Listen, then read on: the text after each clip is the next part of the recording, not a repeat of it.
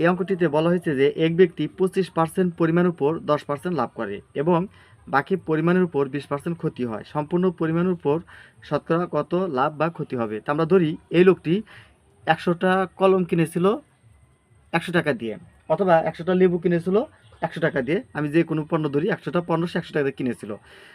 তো 25% মানে 25টি সে 10% লাভে বিক্রি করে।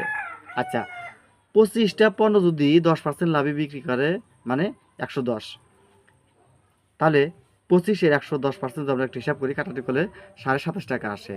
এরপর পরবর্তী দিনে সে কী করছে, বাকি যে পণ্যগুলো থাকে অর্থাৎ বাকি থাকে আরও 75টি, 25টা যদি বাদ দিয়ে থাকে আরও 75টি। এই 75টি যদি 20% ক্ষতি দেয় বিক্রি করে, 20% ক্ষতি মানে 80, বাকি থাকে 80%।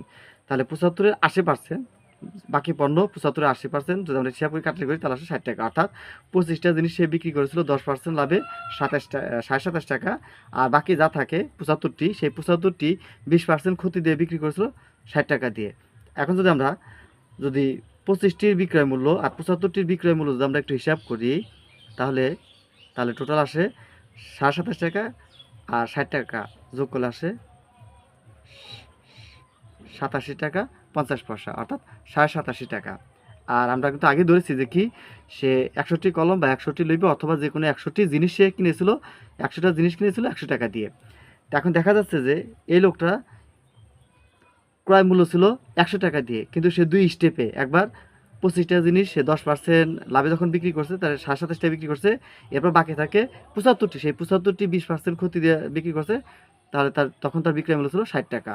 27.5 টাকা 60 টাকা যোগ করলে আসে 87.5 টাকা। আর তার ক্রয় মূল্য ছিল 100 টাকা। যদি 100 টাকা থেকে 87.5 টাকা যদি আমরা বাদ দিই, তাহলে থাকে 12.5 টাকা বা 12 টাকা 50 পয়সা।